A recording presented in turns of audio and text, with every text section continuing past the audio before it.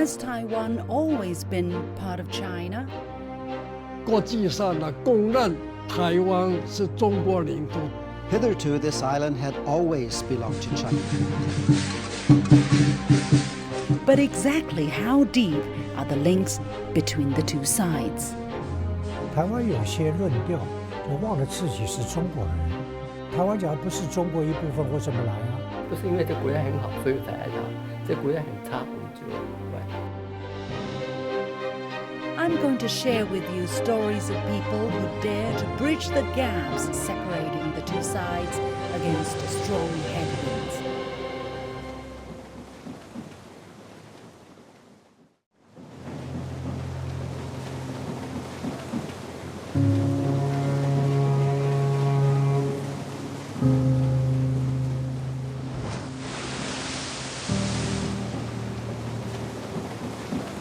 I'm on a ferry near the city of Xiamen in southern China, overlooking the Kingman Islands, including the islets you see right behind me.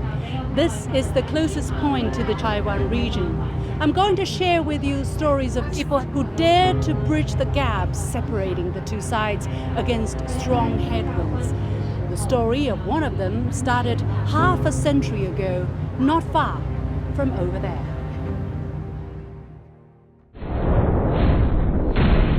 我第一次在金门听到炮声，脚都发软，恐怖。因为金门是战地啊，你们都没有听过炮声，真正的炮声啊是非常凄惨的事情。我第一次在金门听到。Wu Guozhen is a professor of physics at Tsinghua University in Beijing. He was born and raised in Taiwan. In 1970, at the age of 23, upon graduating from university, he served in the military on the Kingman Islands in the Taiwan Straits. This was his first encounter with the mainland. 2 decades earlier, the Chiang Kai-shek regime had fled to Taiwan and surrounding islands after losing the civil war. A stalemate ensued. Emboldened by the United States, KMT forces kept attacking targets across the straits. In 1954 and 1958, Beijing shelled the Kingman Islands as a deterrent. In the 1960s, the shelling took the form of firing leaflet bombs every other day. The flyers which fell near Wu's barrack triggered his curiosity. 大陆和台湾之间发生了什么？有没有联系？两岸是完全隔绝的，当时也不像现在有 email 什么手机什么都没有，新闻东西全部都是禁止的，对大陆这个资讯啊，全部完全禁止的。从小我们就教反攻大陆，台湾本地人像我父母亲那一代，从来跟共产党没什么关系的，他们都是日据时代过来的人，他们也是害怕共产党，为什么？台湾整天宣传就这样的，到我们这一代也是这样受教育的。Only a couple of years later, however, Wu's world would be turned upside down. 因为来大陆就等于说跟台湾说拜拜了，不是因为这国家很好，所以才来大陆。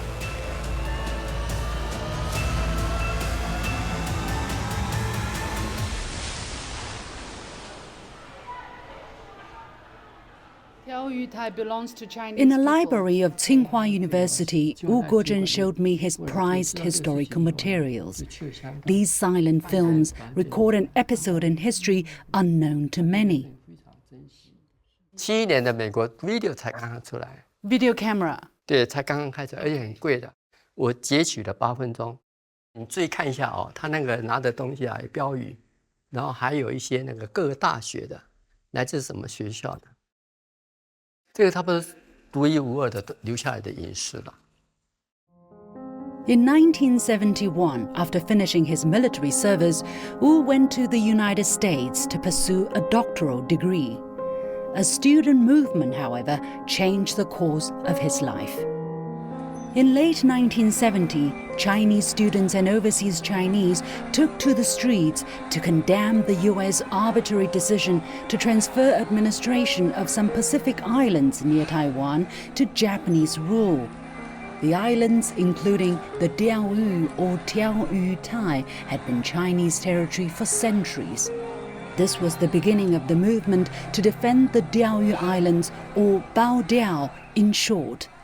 您当时去的时候是71年8月份，那么那个时候实际上保钓运动已经开始。您是怎么加入进去的？这个过程是怎么样？其实到我也不敢随便去那个参加运动啊，是吧？我们在台湾那种教育底下的这种都不行。但隔了1年以后，慢慢了解情况以后，慢慢逐步才那个跟那些早先的加入运动的这些朋友慢慢熟起来，所以慢慢才参加活动。我扭转这个思想花了2、3年时间，而且非常痛苦的过程。Despite several months of outcry, the Taiwan authorities' weak response to the US decision disappointed protesters. They realized that only a unified and strong China could protect its sovereignty and territorial integrity. The movement morphed into one promoting reunification. It would reach over 50 cities and more than 100 campuses across North America, Asia, and Europe. 长期以来，蒋政权一直对他们说，蒋介石代表着全中国，代表着台湾人民的利益。可是到了这个钓鱼岛这样子一个关键时刻，其实他们没有办法做任何的事情，甚至还要屈从于美国的这个要求，出卖自己国家的这个主权，反而是中华人民共和国政府展现出来了。然后加上那个时候，Qiu Shijie is from Taiwan, currently teaching on the mainland. 所以海外的调运才会出现了一个剧烈的一个认同上的转变。从单纯的保土运动变成了是一个认同国家的这样子的运动。In Tsinghua University, a permanent exhibit pays tribute to the hot-blooded youths involved in the Bao Diao movement. 保钓运动不单只在美国、欧洲也有他们出的小刊物，像各个校园里面嘛，这些保钓同学自己都可以出刊物。当时还没有打印机，对，这是手写的，对，都是手写的。这是1972年正式推出中国和平统一促进会的旗号，提出中国和平统一的口号。在《纽约时报》（New York Times） 上面也有登的这种公开信。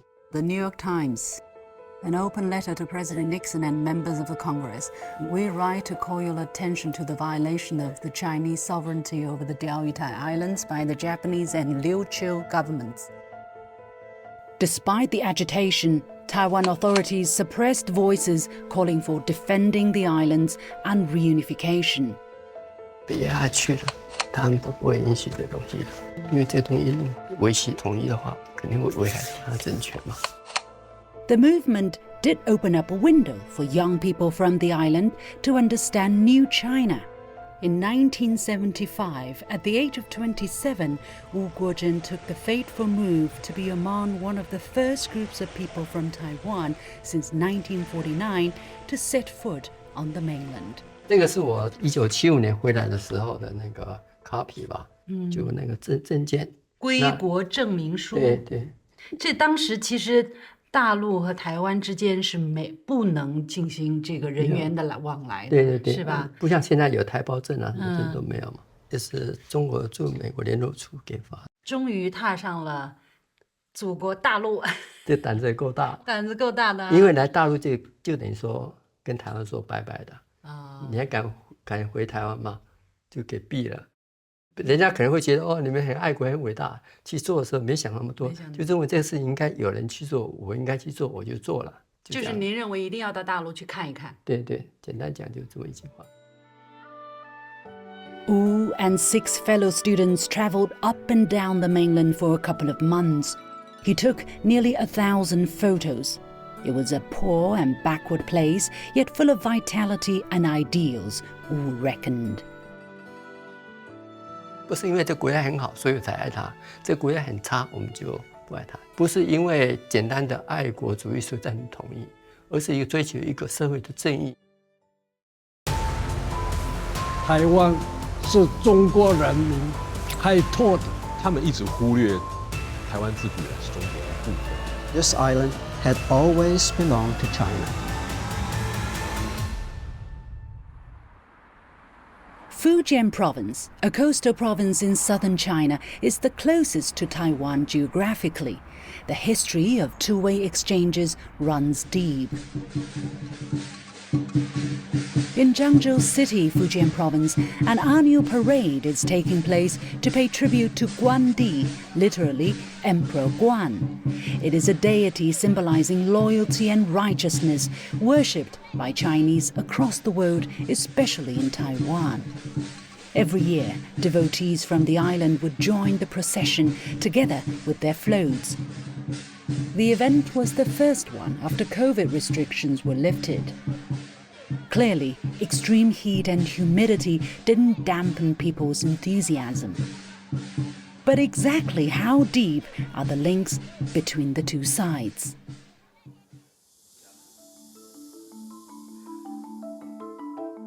The Anthropology Museum of Xiamen University in Fujian houses one of the largest collections of Taiwan-related artifacts on the mainland. People who don't know the history of China may wonder why Taiwan has been an inalienable part of China. But for the Chinese, including many on the island, it's never been a question. 我手里的这2件呢，一件是来自于我们福建武平的新石器时代的有段石碑，一件是来自台北圆山遗址的有段石碑。从年代上，这一块大概距今多少年？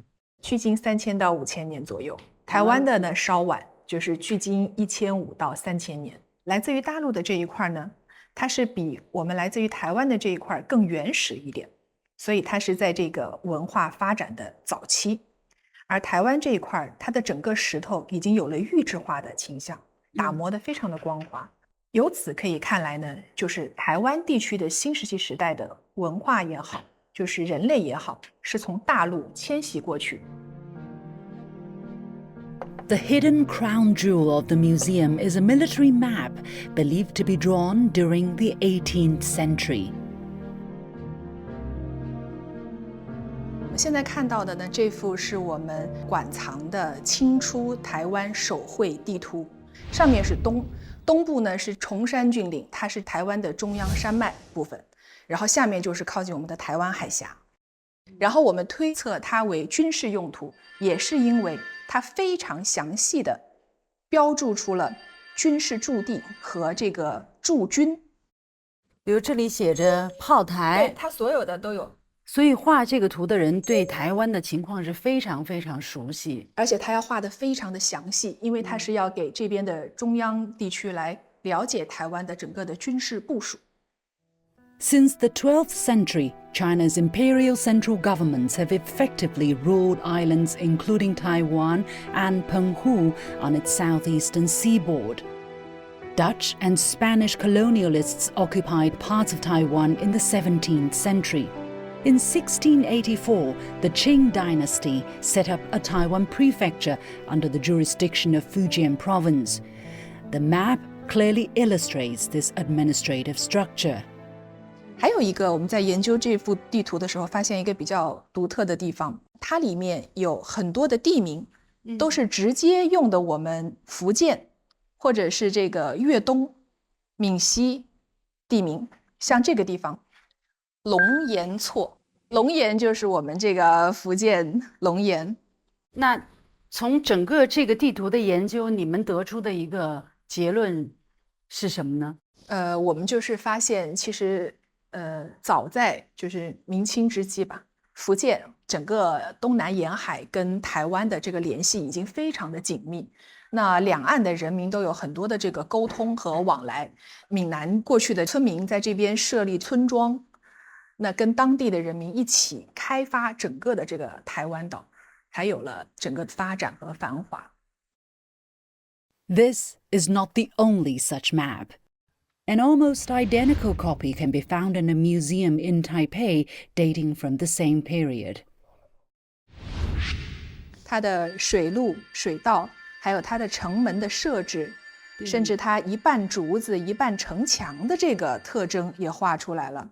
包含里面有各种信仰的场所，有妈祖宫、关帝庙，实际上也是从一个侧面印证了这幅地图的年代，对，和它真实性。At the end of the Qing dynasty, the fate of the island suffered a major twist. In 1895, after the First Sino-Japanese War, Japan forced the defeated Qing government to cede Taiwan. Japan exerted a brutal colonial rule over the island for 50 years. In 1943, heads of governments from China, the US and the UK issued the Cairo Declaration, stating that all the territories Japan had stolen from the Chinese shall be restored to China. In 1945, an ultimatum called the Potsdam Proclamation, signed by the three countries and subsequently recognized by the Soviet Union, was issued to Japan, stressing that the terms of the Cairo Declaration shall be carried out. The People's Republic of China, founded in 1949, replaced the previous KMT regime. As a natural result, Beijing enjoys and exercises China's full sovereignty, including that over Taiwan. 台湾是中国人民开拓的，另外呢，台湾一直是中国政府管行政管辖底下，所以这个是中国领土。Chen Kong Li of Xiamen University is a respected authority on Taiwan studies. He started his research in the early 1960s, spanning the most tumultuous periods of cross-strait relations. 另外呢，从历史上是被日本侵占过，但是国际上呢公认台湾是中国领土，这两点是没有问题的。Hitherto, this island had always belonged to China, and the Dutch had doubtless been permitted to live there, seeing that the Chinese did not require it for themselves. But requiring it now, it was only fair that Dutch strangers who came from far regions should give way to the masters of the island. William Brown has lived on the mainland for 35 years. Prior to that, he had served in Taiwan as a U.S. airman for 2 years. He showed me this book written by a former Dutch colonizer. So the last Dutch governor of Taiwan in the beginning of the 17th century actually admitted himself that the island of Taiwan was part of China. Yes. 他们一直忽略台湾自古以来是中国的一部分，就是完全忽略到那个历史脉络，好像台湾跟大陆一开始就是分离的两个个体。你至少要看到前面的历史过程吧，你看到这个历史过程，你才能去说为什么两岸会出现这样子的一个状况。Historical evidence is crystal clear. However, in recent decades, the water has been muddied by the rulers of Taiwan. After two-way travels were eventually restored in 1987, relations would peak 2 decades later. At one point, in 1992, both sides reached a consensus that there is only one China. But things took a nosedive since 2016, when Tsai Ing-wen from the Democratic Progressive Party, or DPP, gained power. On legislative front, Tsai pushes the passage of several laws, including the so-called Anti-Infiltration Act, to intimidate and suppress voices for integration and reunification. Under the Act, those who are found to participate in political activities at the instruction or commission of, or with financial support from, so-called hostile external forces could face years in jail. Another tool is to deepen a decades-long campaign to strip islanders of their Chinese identity. 他已经不认为他是中国人。我们就是炎黄子孙。 They're not doing it for the good of the people. This is just a political thing.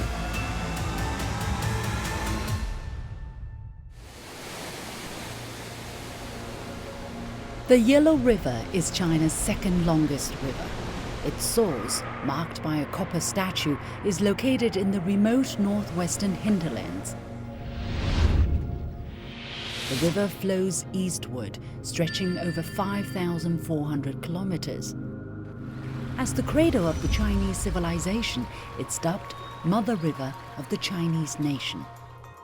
People started to settle alongside the river since ancient times. a legendary ruler, Huangdi, or the Yellow Emperor, united the divided tribal groups, which later developed into a greater civilization that is still present today, and the offspring became today's Chinese. In northwest China's Shanxi province, an annual ceremony to pay homage to Huangdi was held during the Qingming or Tomb Sweeping Festival. Many compatriots from Taiwan traveled far to attend the event. 简单来说，一句话，我们都是炎黄子孙。所以其实不管是台湾也好，还是在这边也好，我们都是炎黄子孙。那炎黄子孙，大家都一定要寻根，根才是我们的家。In 2013, the then chairman of Taiwan's new party, Yok Moo-ming, planted a cypress tree during the ceremony. He named the site Si Yuan Ling, a nod to the shared ancestry and roots between Taiwan and the mainland. Following the ceremony, many from Taiwan planted trees on this site. 10 years later, Yok Moo-ming visited here again. 我这次是第9次，那从2010年开始到现在，中国人最讲孝道，所以对于自己的家祖先也要祭拜，对于民族的祖先，当然也应该尊敬。Yok Moo-ming is in his 80s. At the age of 8, he left the mainland with his father, who was going to do business in Taiwan. They never expected that they wouldn't be able to go home for the next 20 years. 台湾有些论调就忘了自己是中国人，就硬是要把说从中国分裂出去。但是我是一个最明确的见证人啊！我1948年到台湾，本来是我哥哥来，后来临时换了我。台湾假如不是中国一部分，我怎么来啊？刚刚光复的时候，我知道很多台湾人是心向祖国的那么当李登辉有这样的课纲要去中国化，当然下一代就受影响。Since Li Tenghui's time, an official campaign has been unfolding to strip the Taiwan locals of their Chinese identity. Young students have been the primary target. 1997年以后，一直到现在，台湾就是政府开始修改台湾历史的教科书。现在台湾历史教科书已经没有中国史，中国史变成外国史。像李登辉就讲，台湾人不是中华民族，台湾历史不是5000年，是400年。这李登辉蔡英文讲，中华文化是国民党统治台湾人民的工具。在台湾目前来说是非常非常的困难的，就是理性的讲大陆的好话是不容易的，而且就会觉得你是一个投机的人，是不是想要投什么机啊？所以才要讲这个大陆的好话。但你要不理性的讲大陆的坏话，就是非常的容易。In 2019, Taiwan authorities drastically cut contents about Chinese history and placed it in the category of East Asian history. This approach triggered strong opposition from many on the island. 新课纲历史课本除了删除三国史之外，其他朝代的内容与文字叙述上篇幅也有调整。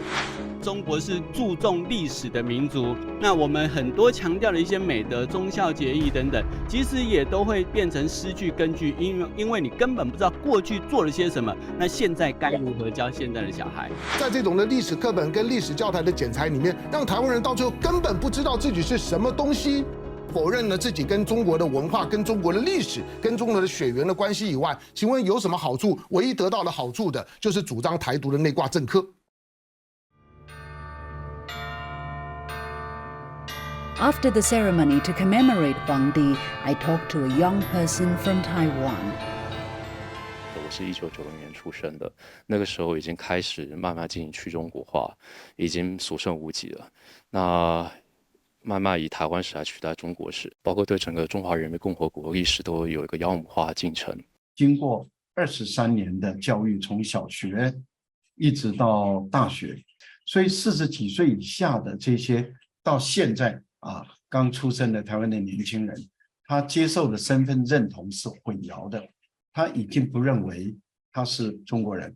他们受西方文化影响很厉害，他们那边知识分子到了比较高层，都去美国去留美，他们回来教育年轻一代都是灌输美国那套，所以灌输的很厉害，不单单是什么简单的宣传，同时呢，他这个观点是通过政府传播下去。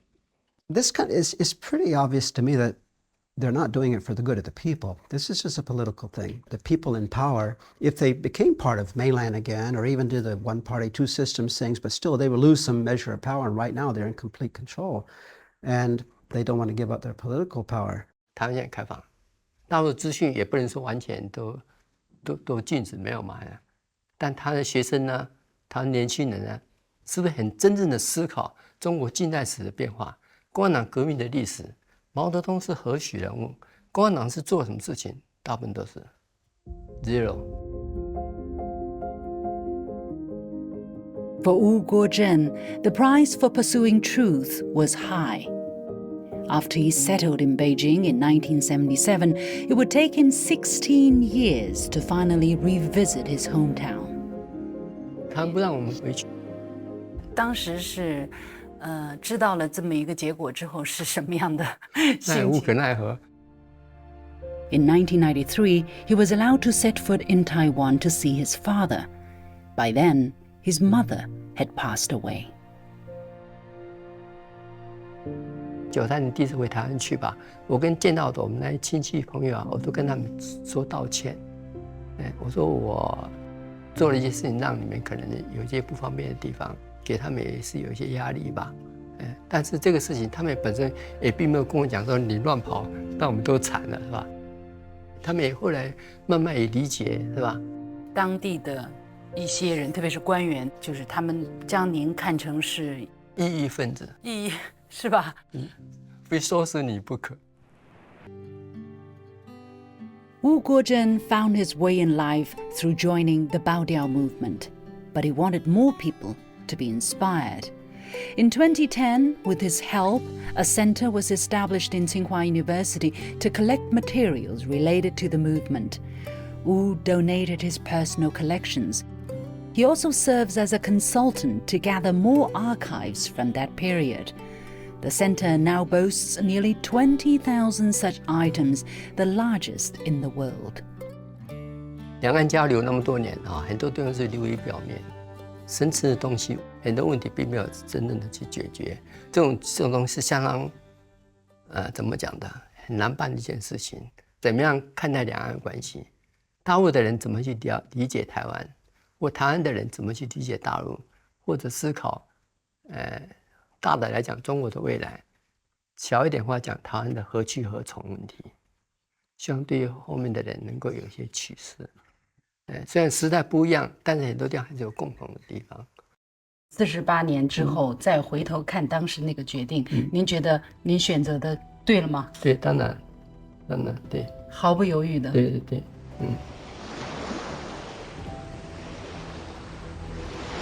，Over the past decades, the Chinese people have borne the weight of countless hardships caused by the painful divisions. Today, we should have the right to determine our own fate. Eventually, serenity shall permeate the Taiwan Straits, allowing us to sail towards a shared and promising future.